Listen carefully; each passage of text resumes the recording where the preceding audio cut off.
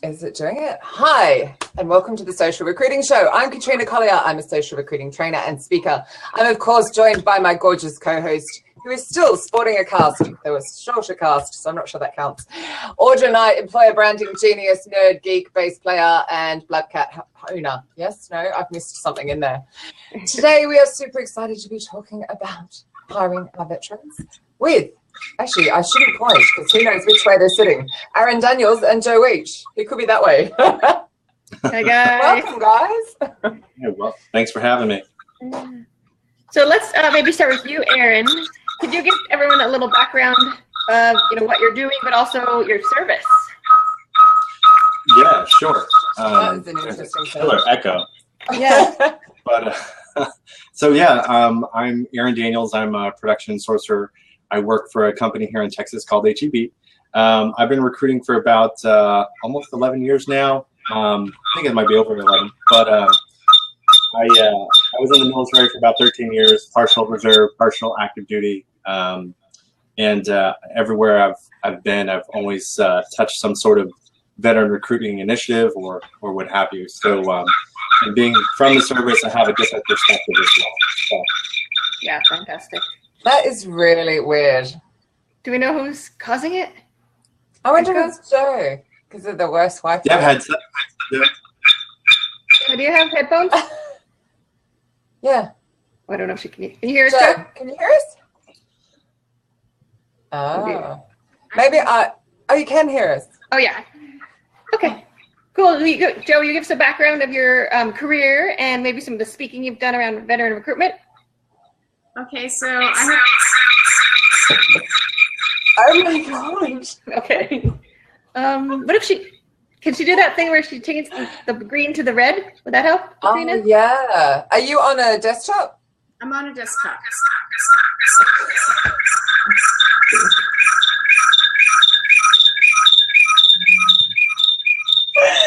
So if Yeah, you I think I need some headphones.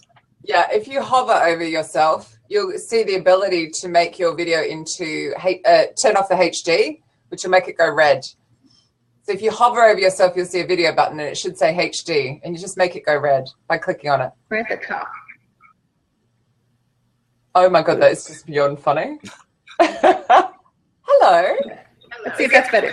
Is it now red? Okay. Oh, no. Oh, dear. Okay, I'm going to kick you off and reconnect you and see if that works. Okay. Yeah, see if your friend is staying with us headphones. Headphones. Have a quick look. I'm going to close the video. I kicked her off. Poor Joe. Uh-oh, now Aaron's Sign on mute. language. Yeah, I know, James. Right, let's do sign language. Oh, shit, that's my email. Sorry, we could go that version. No, I said you kicked her off with love. Oh, yeah, always. Full of love. Full of love. Full of love, yeah. Aaron, did you say what part of the service you worked in? I think you did. Did you? Yeah, I was in. I served in the Army Reserve and active duty. I did some time overseas as well, yeah, that's actually for anybody who's known me. That's how I got my start in HR and recruiting. I came back from a deployment, and they were like, "Hey, you should be a recruiter." And I told them no at first. I was like, that's not for me. And they were persistent. And so I said, all right, fine, let's do it. And I did that. And then I did what they call in the Army, it's called the Equal Opportunity Leaders course. And they basically give senior enlisted folks a crash course in HR and, your typical stuff about diversity and equal opportunity and all that stuff. And I was kind of shocked that the military, especially the Army, had that type of program. But then it makes sense. It's a massive corporation if you think about it. They just have a different job. So. Yeah, absolutely. Good point. And I've got a friend who's ex-military, and he's like, you need to have been in it to recruit for it. So you kind of got the upper hand as well. Yeah, do you think that, Aaron? I mean, yes and no. I mean, it's just like everything else. Whether you've never touched a technical role or not, you could recruit for it. You just have them ramp up, and it's the same thing. I think anybody can recruit for veterans or even D&I or diversity and inclusion and all that. Just you have to do your research. So, yeah, good point. So, Joe, do we dare get you to speak? Okay. Let's try. This.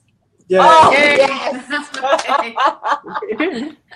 The trouble was I kept getting the giggles because it was like Doctor Who. It was just going on and on and on and on. And I was just gone. Okay, so the background for me is that I've grown up in and around the military my whole life. My father's a veteran of the Korean War. I married someone who served, and I have children serving. And I've had a passion for people who are in transition because it's very difficult, especially today, because most people recruiting do not have parents who have ever served. So they don't understand the language, the culture, the background, suitability, or even what they're reading on a resume. Very good point. I agree with that when I've read them, when they've come out, and because when I was doing tech recruitment and they want to go into other companies, and I just wouldn't understand what they were talking about. Yep. So. I think that the way to understand is to obviously connect with the Soldier for Life TAP program, which is the Transition Assistance Program. We got you out of bed early, didn't we, Joe? Well, yeah, it's a little early over here on the West Coast. But in the meanwhile, I think that that's been the best way to connect for me. I speak every month to transitioning military, and it's always a great experience. So where can people find out information about that? They just simply need to Google SFL-TAP and find one in their local area. Awesome. And what do you train them on? Is it like resume skills and interview skills, or workforce? What kind of things? Well, the Department of Labor has a curriculum, and they have to stick to it. So I come in at lunchtime and bring them lunch and go through everything to do with LinkedIn optimization and also what to put and not put as buzzwords, and how to even look in their photos. It's very important. That's true story. That's true story. Do they look really serious? They're wearing their uniforms, but they're auditioning for civilian roles. Yeah. Interesting. It's like an identity change. You know, you're no longer kicking indoors. You're not kicking indoors. You're not driving a tank. You're not doing convoys. You're not doing air ops anymore. You don't do that. So it's definitely a transition, especially as Joe was saying, you know, to grow up around and be very involved with the military community. It is a lifestyle, and it's a thought process. It's a way of existing. So I agree with that wholeheartedly. So, and yeah, to Joe's point, and you're asking, are you serious about pictures? Yeah, I mean, I've seen some folks with firearms in their LinkedIn photo. Like, it looks great, bro. I see that you can fire a 240 Bravo, but what does that have to do with anything with the civilian world? So interesting. No, I got the giggles because I was training some people who help job seekers this morning and talking about girls that do selfies down their top. So that's why I got the giggles. The fact that I was actually guiding in a completely different way people with their Facebook, their LinkedIn profiles. It was just, sorry, that's why. I just basically, it's late here, so I have the giggles. They do that for LinkedIn. I could see Facebook maybe, but not LinkedIn. Yeah. The next time I have one, I will send it to you. There are so many of them. it's a brave new world. I wonder if it works. Maybe they're getting better jobs than I am. Like, I'm kidding. There are the girls that get propositioned on there. And then I keep getting propositioned. I know. What the heck? I wonder why. I used to work with a former Texans cheerleader. So the Houston football team is the Texans, and she was a cheerleader for them. And she was we were in a agency, and she was good. But I was like, why aren't you using LinkedIn? She says, let me show you. And it was just nothing but, hey, do you want to go on a date? Like, hey, this is LinkedIn. And all of her numbers at the top were maxed out. So it was ridiculous. Whoa, yeah. But NFL cheerleader, fair enough. But she's great person. And then there's you and I, or just normal people, you know? Yeah, I'm not worried about that at all. It's fine. My messages don't get maxed out. No. I didn't even know you could do that. That's just the coolest. Anyway, back to veteran hiring. Yeah. Joe was talking about the TAP program, and what's interesting to know is some of the folks who are on the call may have heard of the TAP program or who will be watching this later.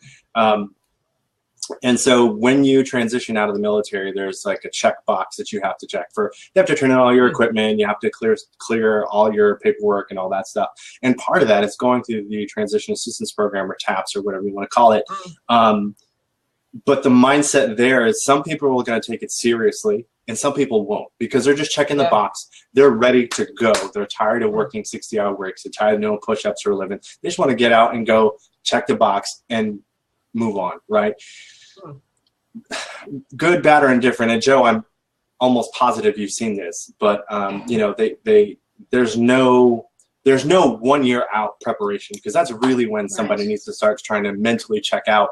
Obviously, they still need to do their job and finish their service in a great way, but that transition needs to happen earlier than their 6 to 3 months when they go through the TAPS program.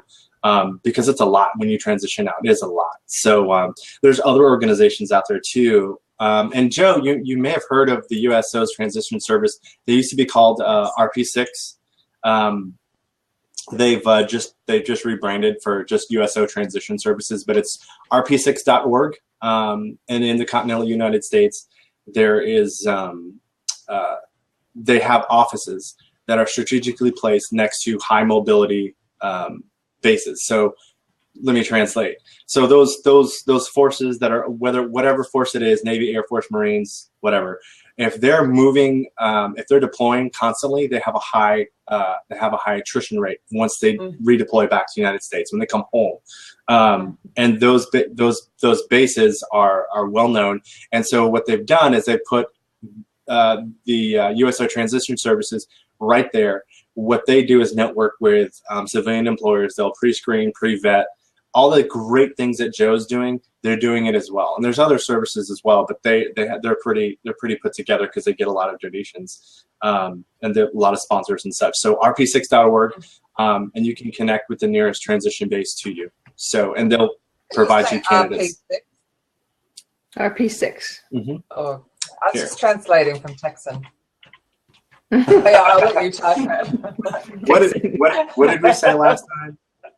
What you was were it saying that you had to something about tea or something. It was something about a Oh, cup of tea. yeah. Oh, Cup of Joe. Cup of Joe. Yeah. We decided that's just an old man term, didn't we? I guess. Yeah, that's right. It wasn't Texan. It was just. Yeah, Texan is Texan is you're busier than a one-legged man in an ass-kicking contest. That's a Texan thing. Nice. It's Australian. We do stuff like flat out like a lizard drinking. Oh, there you You go. think about it, you're just like. We have awesome ones. My favorite one is like off like a bucket of prawns in the sun. You call it a bucket of shrimp in the sun. Yeah, I know, right? Oh, yeah. Highly Joe's descriptive. face. Joe's like, it's 7 a.m. Piss off. I don't need to be thinking about that. Yeah, all the shrimp. So when do you guys think a company should, if they don't have kind of any initiative, but they're thinking about it, where should they even first start? I'm sure that's a huge loaded question, and there may be a lot of factors, but where's a good place, maybe looking at those resources you mentioned, or where should they just start completely? I think that actually starting with SFL TAP is a good starting place, because they can connect you to all the resources you need. Very cool. Yeah, I think so. One thing that I like to say is a lot of folks who want to recruit for veterans, they may or may not be in a position to execute programs, right? So it doesn't need to be a program. You don't need a ticker tape parade. You don't need a big ta-da. Just start with you. Influence your circle of folks, your sphere of influence. Just if it's just you, well, then start submitting candidates that are veteran slated. What's wrong with that? Once you get success there, then you can say, hey, listen, this is why, blah, blah, blah. Show them the numbers, show them the amount of veteran candidates that you hired, and show the impact, especially on the agency side. Or actually either corporate or agency, because there's all sorts, in the United States anyway, there's tax benefits for companies that you can do. Oh, I see your cat. That are there for employers. So. You're about to get a bad view, excuse me. Yeah, the other thing is not just finding veteran resumes, but also being able to find where do veterans get help. So counties in all the states have veteran support services. So you contact them and you find out how to network them live. It's very important to do that. That way you can get to know people and you'll be more comfortable talking about the various things in their backgrounds. Otherwise, it's just another resume. Yeah, for sure. For sure. And, you know, even just to the point of getting started, it just starts with one person, right? And even then find like any new initiative in a company, you need to find your leadership that's going to support you, who's going to be your official corporate cheerleader, right? Make sure you have that in place. And even if you don't, just stick to it, right? If you believe that this is something you should be doing, well, then just do it. That's it. It's as simple as that. Why do you think program? Yeah, everyone thinks within your company, right? Yeah. Well, I didn't hear either. No idea. But why do you think companies are scared or hesitant or, I don't know, like resist it? Because there must be lots of great reasons for hiring veterans. So is there just... Are they Lack of resistant or they knowledge. just don't know? Sure. Yeah. And I don't think that everything in diversity has to be about a program. As recruiters, we can take it upon ourselves to recruit diverse. And that solves all our problems. I'm not sure I understand what you're saying, Joe. Can you expand on that? So, for example, there are targets for women in STEM. There are targets for veteran hiring. There are targets for minorities. There's targets for every type of special group. At the end of the day, as recruiters, we can choose to be diverse recruiting. Okay. It doesn't take a program. Yeah. Okay, got you. Absolutely. And to Joe's point as well, I mean, the military is by nature diverse. Recruiters, and I know because I was one, military recruiters, you have to recruit in a diverse way. Not that, so for instance, they have something called mission boxing on the Army side of the house, where I couldn't just go and recruit. I specifically supported signal intelligence units and military intelligence units for the first couple years of doing recruiting for the military. But I couldn't just go and find 5 people. I have to go and find 2 people who are high school grads and then 1 person who's a college grad. And then it'd also be broken down into, I need to hire or find 1 female, or I need to hire, you know, a couple of different ethnicities, whether it be African-American, Asian-American, whatever. So even if I were to recruit 6 people, but I didn't hit my little, my bingo, my recruiting bingo is what I used to call it, then I wouldn't be successful for that month. Yeah. So I think, anyway, so to Joe's point, yeah, if you're recruiting for the military, it helps your D&I. Good point. Yeah, I think Matt makes a point, which I think is more what I was getting at, because I was talking less diversity, more like why companies hesitant. And Matt Darren's made a great point here that there are some hiring managers who can't see how the skills vets have might translate to the business world. That was what I was actually getting at. Because in my experience, like I said, reading the CVs or resumes, as you guys call them, I'm like, I don't get how this fits. So yeah, the hiring managers need training too. And I think that's a common problem you guys see. Yeah, for sure. I think it's training on both sides of the house, right? For like Joe was talking about earlier, like training the transitioning veterans, and then also training the hiring managers, and training the recruiters. There's education across the board that needs to happen. But at the same time, you know, I could probably stand to lose 10 pounds. I'm educated. I'm very well educated on how to do it, right? Eat less, move more, right?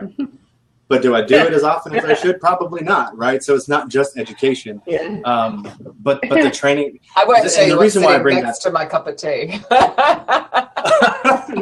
I did do. I could eat less too.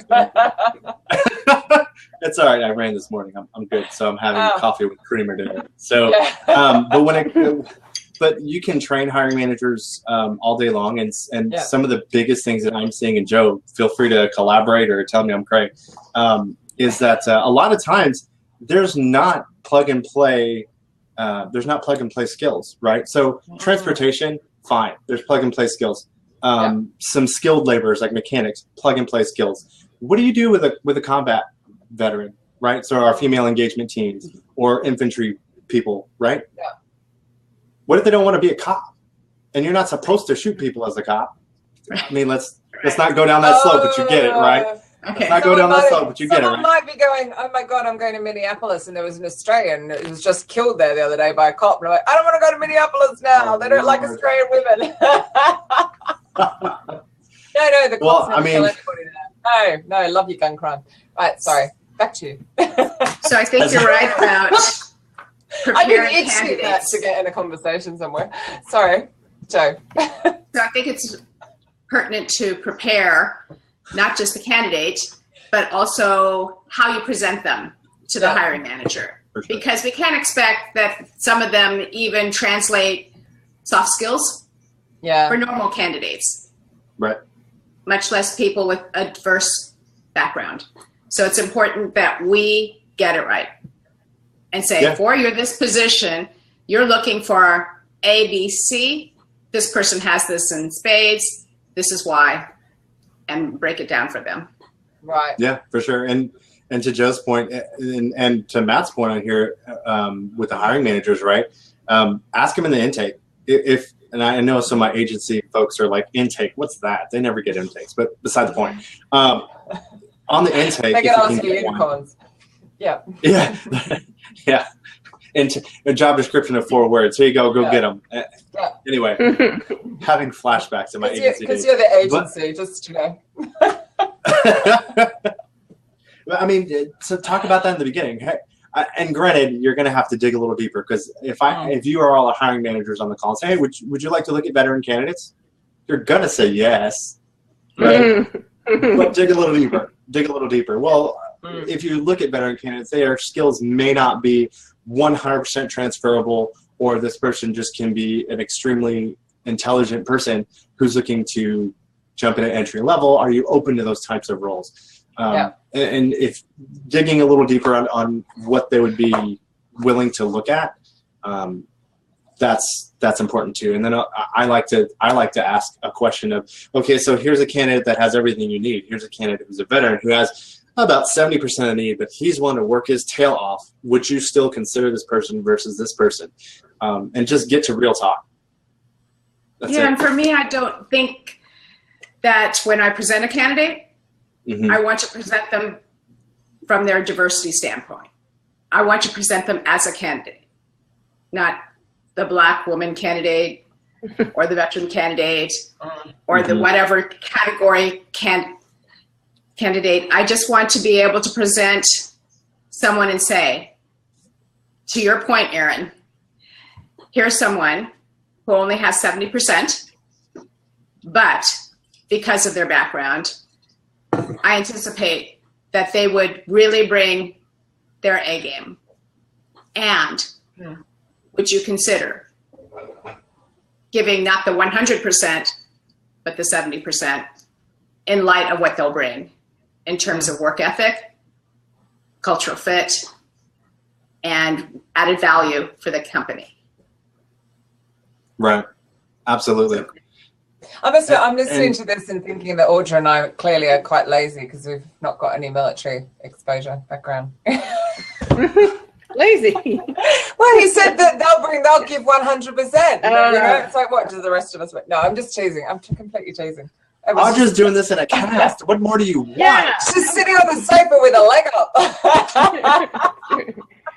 I have a question for sourcing. So, Joe, you mentioned in-person, engaging, getting to know people. Fantastic. But I'm curious, too, about, I know there's some places that are good for just sourcing online. Just find them and then maybe make more of a connection. But what do you think about places to find them online? Believe it or not, LinkedIn has several groups. And many people in the military are in those groups. So they're pre-transition and they're also veterans. And those are great places to see what's happening in terms of their conversations, what they talk about with their own job search. And that way you can target who has the background you're looking for. I also like to use, and I agree with Joe, LinkedIn is a great place because they're told now, a little late to the party, the TAPS program started implementing a LinkedIn piece, and they would get people like Joe to come in and talk about it. But there's another place that is growing. It was formed by a couple of it's formed by a couple of Ivy League grads who are special operations officers. It's called rallypoint.com. And it's like a LinkedIn for veterans. I just dropped it in the box here. I love what you had it ready. And you went therallypoint.com. Boom. And it's really, it's great. It shows you who you're connected to, which is neat. I didn't know all these people I was connected to were veterans. It was cool. Yeah. I mean, Glenn Gutmacher's on there. He's done some veteran recruiting there before. I know that there's other sources in the industry. Greg Hawks and I think Josh Jones is on there too. But you don't have to be a veteran to join, but it is specifically made for veterans. It's X-rayable for my sources out there. And if you do your... I can't do that all at the link at the same time, right? If you know what can you do like both? Can you blink with both eyes at the same time? Huh? Very funny. Just blink. I didn't buy it actually. I'm seeing John's comment over there. We mustn't miss that because it's really cool. Oh yeah, for sure. Yeah. But doing if you're going to recruit for a veteran candidate pool, doing research on the jobs and what they do and what they mean. You want to look at the culture. You want to look at the units. You want to look at the location. It's all there. It's free to join. Before you can start posting conversations and all that stuff, they want you to actually engage with the community first, and they keep it pretty. They watch for folks who just want to come in and spam, and they have safeguards against that. So it's a pretty safe community. They just cleared 1.2 million, if I'm not mistaken. So it's definitely a smaller network than LinkedIn, but to my knowledge, it's the highest. I guess, concentration of veteran talent online. I don't think I've seen anywhere higher, and they're verified as well. So is it US centric? Yes, it is US centric. But Brendan Charters, he's the director of customer success there, and that's a great idea because the UK everywhere has military folks, right? Everybody does. Actually, I met some of what do you call them? The special forces for MI5. Great Britain. I thought that was like Secret Service. I thought that was Secret Service. Anyway, cool cats. But yeah, and I think someone in the comments was talking about there's some resources there in the UK as well. Yeah, Resourceful John.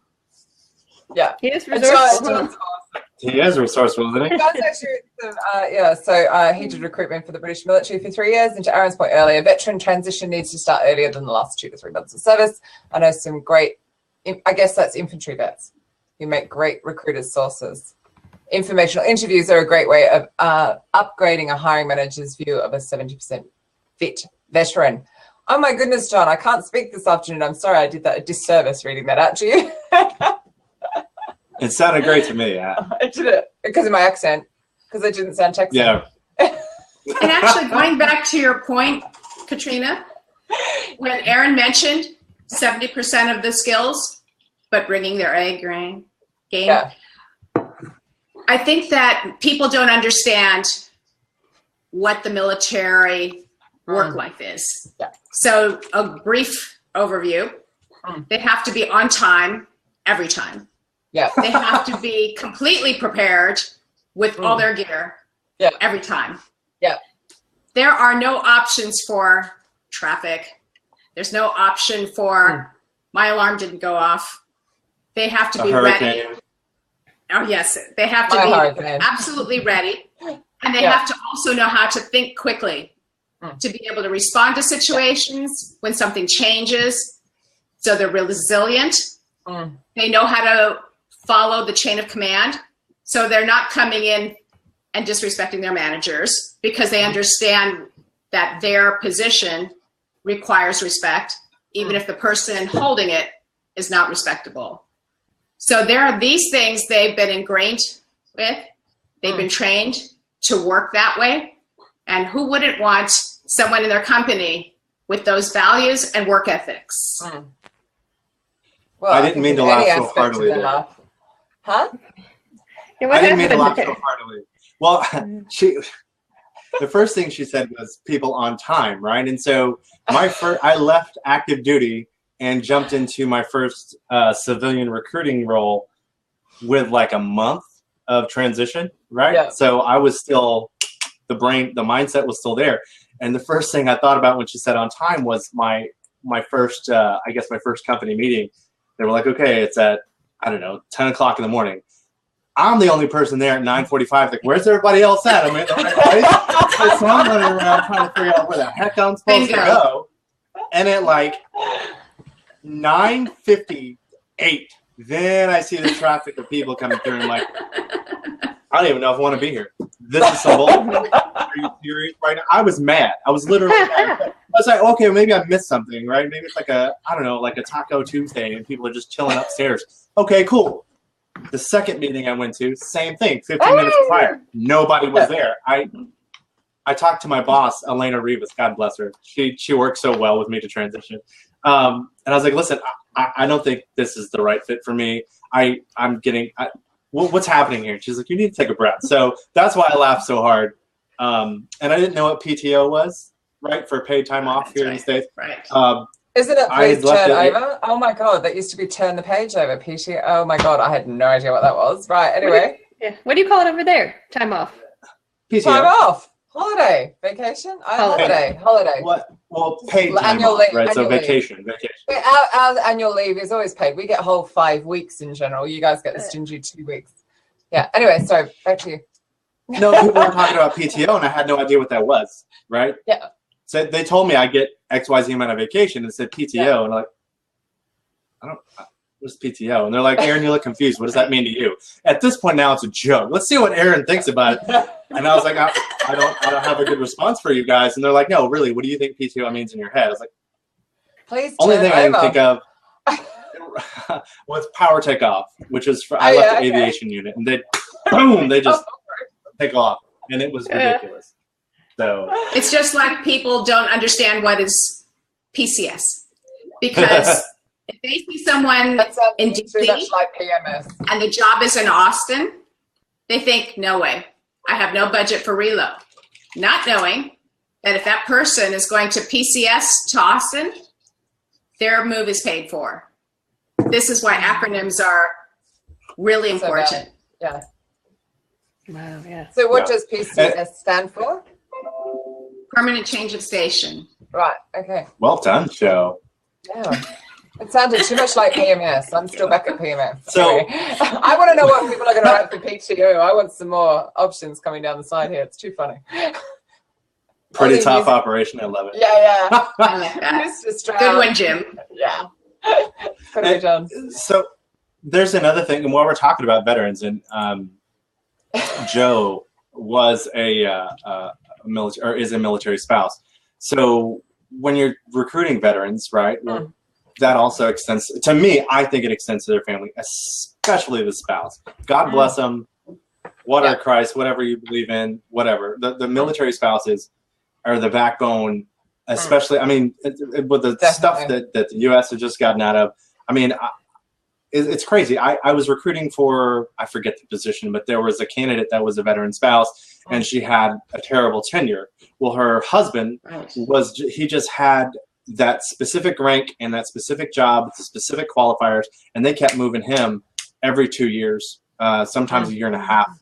And they were like, no, we don't want to hire her. Her tenure's terrible. And well, she's married to this guy here in the military, and he's been moving. It's not her choice, and it's not her fault. So, sorry, his tenure, by tenure, you mean lots of experience. So she kept changing jobs. Is that what you mean? Okay, sorry. I needed to translate that from American to English.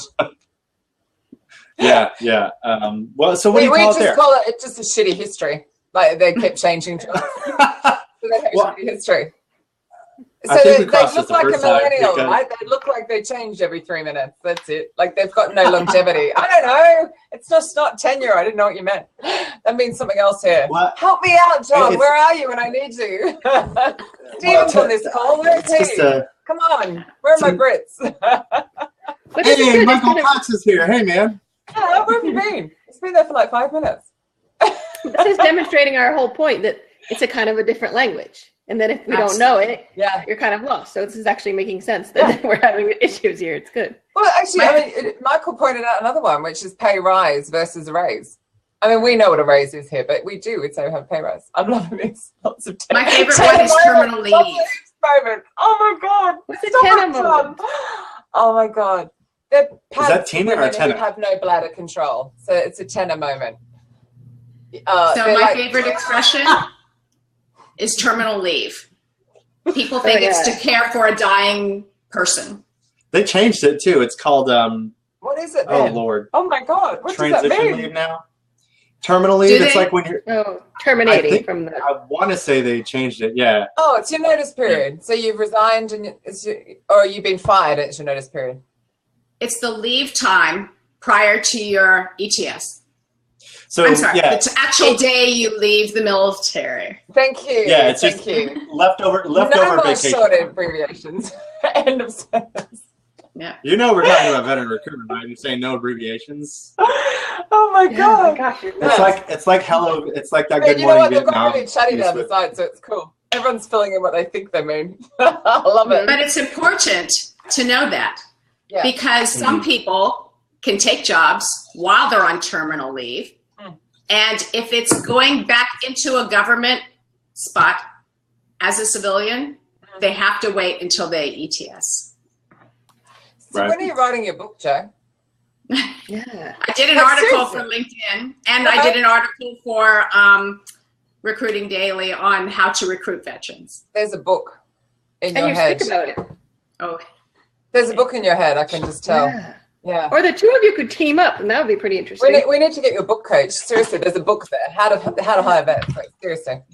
Aaron and I can collaborate. What on Yeah. earth is I'm all chest for it. Joint candy? venture. Joint venture.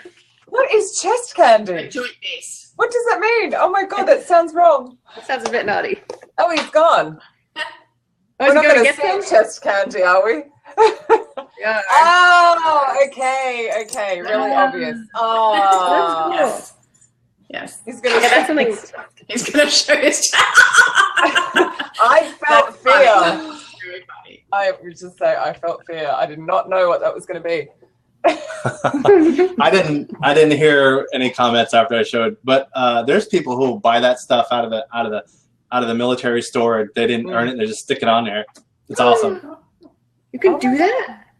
Oh, you can do it, but you're not supposed to. It's a big old bag of dumb. But anyway, Yeah. That's terrible. so Whereas I just say that's fucked, and you call it a big old bag of dumb. yeah. I'm loving the translation. So stupid. Oh my God. So Joe, come on, what's your book going to be called? Seriously.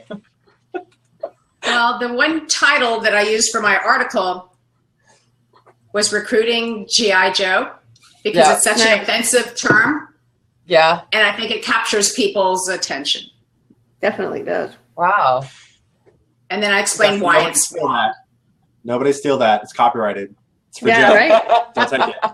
Boy, you should better book, copyright that. So Jim Stroud has asked what I'm going to ask as well. G.I. Joe, why is that offensive? Good question. Does anyone remember Barbie dolls? Yes. Well, yeah. There was a doll that was a G.I. Joe doll, Oh, and that doll is as offensive as Barbie. okay. See, I'm picturing Demi Moore in that movie doing the one-arm press-up. Wasn't she G.I. G.I. Jane? Joe? Oh, Jane. Oh. G.I. Jane. So that's where my Maybe head it's went. because it's you know, it's fit a legs, masculine push-ups. name or something. Mhm. Okay. I don't know. You know, You can since probably still get them. circling back to like veteran recruiting, right? I think there's still some old stereotypes. Yeah. Yes. There's a couple of things that I think that need to be mentioned nowadays is because the military budget, especially in the United States, I don't know how it is across in other countries, has been massively slashed, right? So leaders are asking, and they're not decreasing their operation tempo, aka their deployments and all that stuff and what they're doing. So they're being asked to do more with less, right? Yeah. So looking at officers and senior enlisted folks, they have to manage those budgets. They need to, what they call class 1 through 9 items, or maybe it's 10. I forget. It's been a while. But they have to manage budgets for all that stuff, right? And maintaining your current operation tempo or your current workload with a drastically slashed budget and still meeting the standard, which is for the most part pretty high. It's hard to do, right? What's that? Well, the other thing there too is a fallacy that someone looking at two resumes. One is an officer exiting as a captain, and then you have a master sergeant. And someone thinks, oh, they weren't an officer, so therefore they're not as qualified or they didn't have as much education. But what they don't understand is that the officer may be in command, but that master sergeant is executing on all of it. So he may have more experience. Yeah, so it's important to know that you can't just discriminate against, it's like someone having a Harvard degree and someone having a community college degree. That community college degree may have more experience. Like, for example, if someone's a software engineer, they may have just been doing software engineering and they would have more hands-on. Right, or liberal arts, they might have taken French classes and not, have any. Underwater basket weaving, I believe. I could be wrong. Yes. There you go. And to Joe's point, right, so I think looking and understanding the basket weaving. That sounds like liberal arts class to me. Adding that to the list that's going on down the side here. You can write your own book, Katrina, with translate. We should do these just on the weekly. Just Aaron and I having a conversation. That'd be great. I don't even throw in my Australianisms. I could throw in some. I just haven't. Did you say Aaronisms or Katrina-isms? Aaronisms. Australianisms. Oh, nice. I have my own verb. Or no, that's not a verb. Whatever. But to Joe's point, right? So you have a captain and a master sergeant, right? One went to college, one didn't, or may have. Who knows, right? So a captain typically is 10 years or less of service, and then a master sergeant is at least 15, if I'm remembering my time in service, time in grade. So 15 years of experience versus 10. Hard Knocks is going to win over paper all day, in my personal opinion. I know there's people that disagree. Sorry, we're just going to continue to disagree. School of Hard Knocks is going to kill it over education all day, every day. I get it, right? If you're looking for a surgeon, let's go with a degree. I got that. I got that, right? Yeah, I completely agree. So that actually goes to John's point here. The difference is one has grown and developed a strong spine. The other has had an operation to remove the spine components. Ouch, but pretty spot on, to be fair. Yeah, fair enough. Intense. And, you know, as we're getting closer to the end of this, I do want to bring up something that's kind of like, right? So not all veterans are perfect show for it, right? Yeah. No, that's a whole other can of worms there, I think. Anyway, we can touch on it if we have time. But not all veterans are great. I know some veterans who are big old bags of dumb. Sorry. I can say it, right? I guess because I am what I can say. It's another candidate pool. I think 4 years ago I was in a Facebook fight with this guy. He's saying you should hire every veteran no matter what, give them all jobs. I'm like, I don't know about that. And so I voiced my opinion and all that stuff. And so it went on for a while. But I love the fact that people are patriotic, right? Regardless of the country, whatever. I love that, right?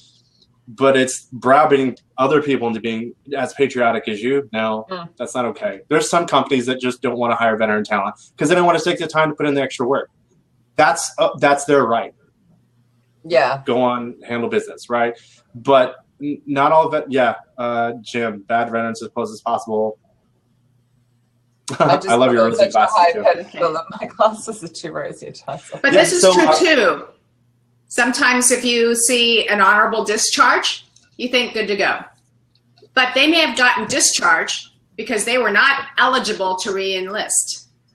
So as to Aaron's point, not everyone is your stellar candidate, just like in any walk of life.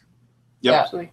So, I mean, I get a lot of flack every time I say that, but it's true, right? So don't go in there with only one eye open. Go in with both eyes open. You know, so assess them in exactly the same way you would any candidate, right? At the end of the day, it'd be great to hire them, but if they're not right for the role, yeah. Yep. I love what Michael's written here. With 5 bases within a stone's throw of here in San Antonio, we hire a boatload of military folk. You should see all the challenge coins around here. Nobody pays for beer on Fridays. Mm-hmm. I'll show you what that is. Hang on. Okay. Nobody gets. I love showing plenty or not. This is fascinating. I didn't know any of this. Yeah. Okay, so these are challenge coins, right? This is from the command sergeant major from the city from the 72nd Combat Brigade team. Cool. They have these coins, right? Yeah. This is from the post commander from whatever, right? So high-ranking officials carry around these coins. Yeah. And if you do something good, or you like outperform somebody or whatever, Jim, you might be able to win those coins in Vegas. Who knows, man? There's a couple Air Force bases out there. So if you do a good job, I remember it. Love it. they give these to you or whatever. Okay. It has history though, so do you keep them or do you turn them in for something? No, you keep them. Yeah, because these probably cost a couple bucks to make. This one's pretty. It's from a general, so essentially it's back when in the continental United States when it had colonies and all that stuff, and they were still establishing the military. Officers would pay non-commissioned officers, which are sergeants and above, with coins, and they would coin them, and so this is kind of like going back to that. So here's your pay. How's the relation to that for nobody pays for beer on Friday, which is the more worrying part, I think. Are they turning them in for beer? So they get free beer, or somebody's gonna pay for beer. So whoever has the highest rank on their coin doesn't pay. This is a 2-star general. Right. Yeah. That's a good one. I got a couple of beers off this. Yeah. Oh, okay. Whoever has the high challenge coins doesn't pay for beer. It's interesting. So I got a question. We mentioned, hiring managers that maybe are nervous or not on board. Does it ever come up that they have concern about PTSD or those kind of issues, or is it just not a problem? They won't say it out loud. I don't think. Right. What do you think, Jeff? Do you think they think There's it? There's so many biases and stereotypes. When you talk to a millennial recruiter and you say U.S. Army, they think of the last movie that they saw where the military went in and bombed villages and innocents died. You can't erase that bias, but you can help to educate. And I think that it's not just PTSD. People have depression issues. Yeah. And they come from all walks of life. So there are challenges neurologically that are universal and not exclusive to the military. Sure. I have PTSD from my car accident. I still can't drive without freaking out. Yeah, that'll pass. Keep going, Jay. Yeah, I'm sure. It will. It will. You've just got to decide that it will. But so I have a friend 26 years later who still has it, and you wouldn't know. He knows how to handle it. You just learn. So right, exactly. And I'm still driving. I just did 800 miles in 3 days. Yeah, terrible. Good for you. Good for you. And honestly, it'll pass. It's just a time thing with that, isn't it? It's just looking in the rearview mirror all the time. Mm-hmm. I mean, my former buddies, we make jokes. Like we're at one of their kids' birthday party, and a balloon pops, and we all go, "That's that PTSD, bro!" And we think it's funny, right? That's hilarious. I thank you. I think so too. My wife is like, "That's not funny." It's funny, but I also think it's overgeneralized too. I think it's like it's like a buzzword. Oh, PTSD. Come on. You get PTSD from a wasp sting or a car accident or any other traumatic event. I mean, there's people walking around with PTSD all the time. It's not some sort of just because you have it doesn't mean somebody's going to go postal like from back in the early 90s. I think that was a thing but it's just something that's over dramatized, I think. Now, don't get me wrong. There are absolutely people who have issues, right? Yeah. Absolutely. One of my buddies, he was hit twice with an IED in the same truck. and he was applying for a job and had seizures, so he can no longer work. He clearly has some PTSD issues, and I don't want to minimize that at all, right? But at the same time, there's folks on the other side of that coin who are claiming PTSD for benefits, and they're just working the system. So, yeah. So anyway, I don't want to go any farther than that because I'll start cursing. But I think it goes to Jim's point there. It just sort of shows the ignorance of the public, though, as well. We just need to have more of an understanding and an awareness, and I think it's coming. I mean, just in general in the world. Like if you go back to, so I had, because my dad is so much older than me, my grandfather and his dad served World War I, and my mum's father served World War II, and it just wasn't talked about. And a lot of them would have had PTSD, but it was just shut down, don't talk about it, stiff upper lip. Right. And it's kind of come down. Whereas when you think about it, in the last 50 years, we've really opened up and are now talking about this stuff. So I think we've just got to keep going and talking about it more and raising more understanding and doing the stuff you've been talking about, Joe, to raise awareness. And I've learned so much already in 50 minutes.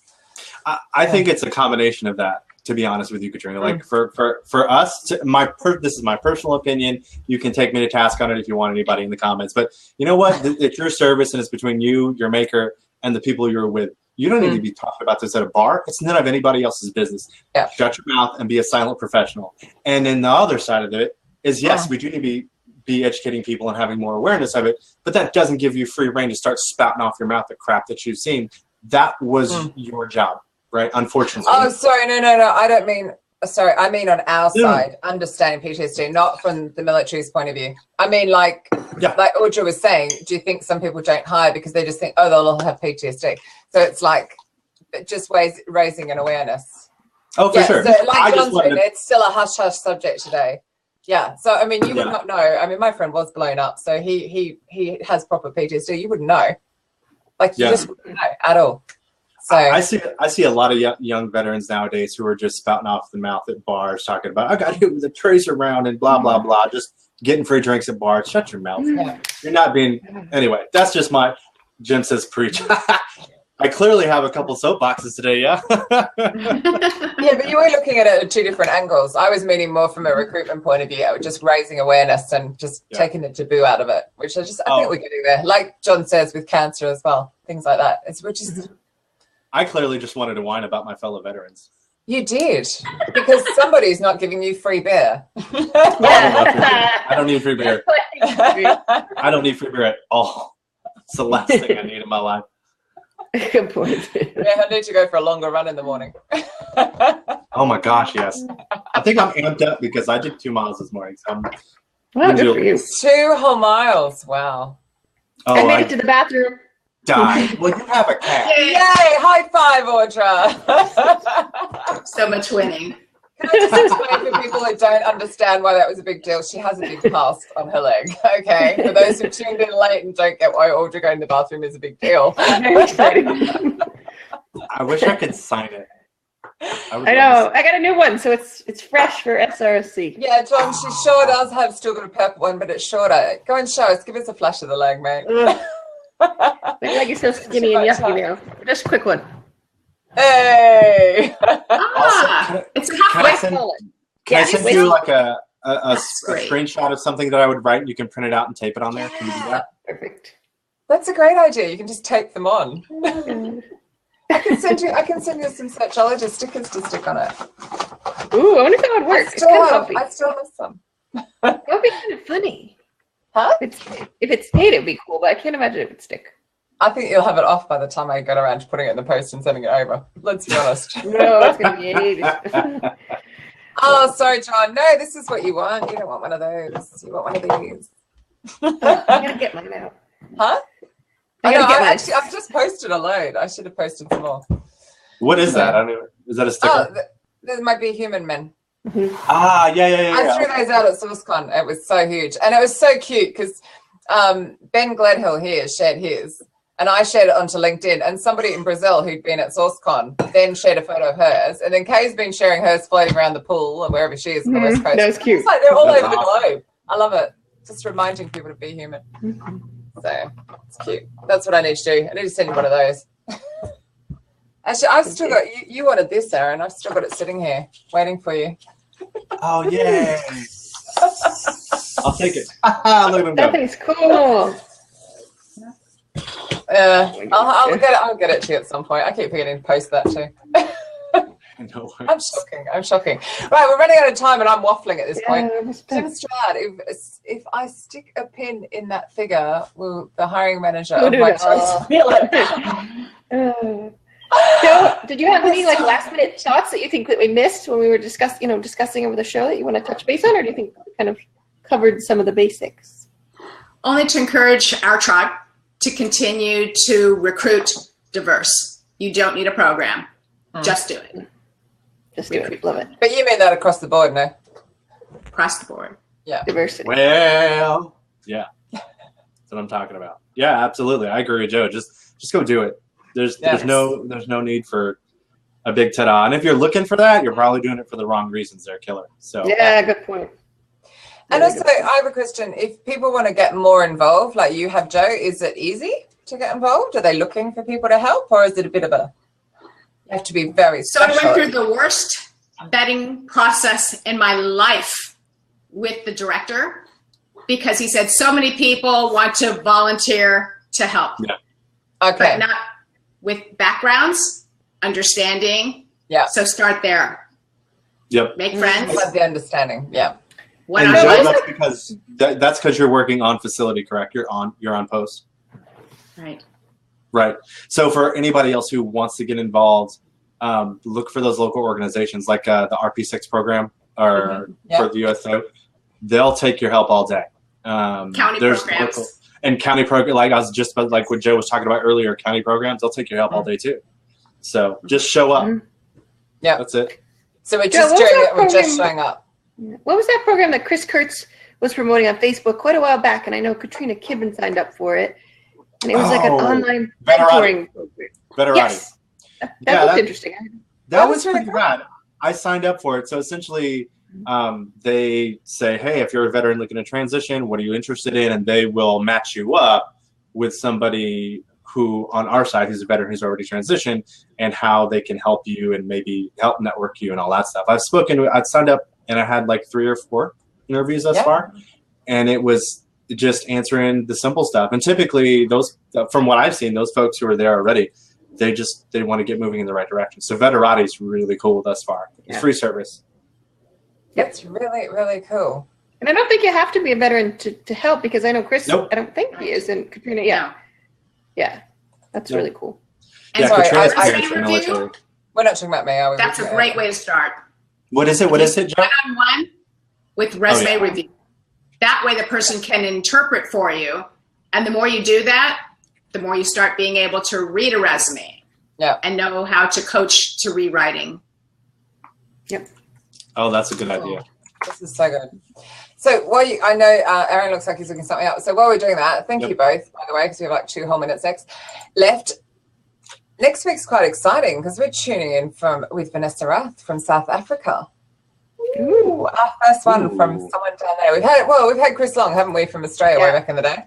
But at least she's closer up. Yeah, he stayed up till like midnight. Yeah. At least she's on the similar time zone. So that'd be really cool. But she's talking about like how she stays up to date with all of us, being that she's so far away in South Africa. But they're doing some really cool stuff down there, so I'm looking forward to that. Awesome. Yeah, that'd be cool. So yeah, I can sense your typing. Aaron's gone. He's all about site.veterati.com. Another great skill. That's the site that I was talking about, and Jim was asking for translators. Yeah. So, but no, I mean, thanks for having me. I clearly have some sort of I guess passion behind this. You just want free beer. No, I'm okay. I'm all right with that. Free beer. It's all good. Yeah. Well, I'm not done for the day, so I am off for beer. So you guys enjoy the rest of your long working day ahead.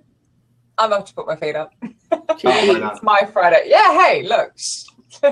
We set the call on English time, so no. Anyway, thank you guys so much. Yeah, thank you both. Thanks, Aaron. Thanks, Joe. Thanks, guys. Thanks for hanging out. See ya. Take care. Bye. Bye-bye.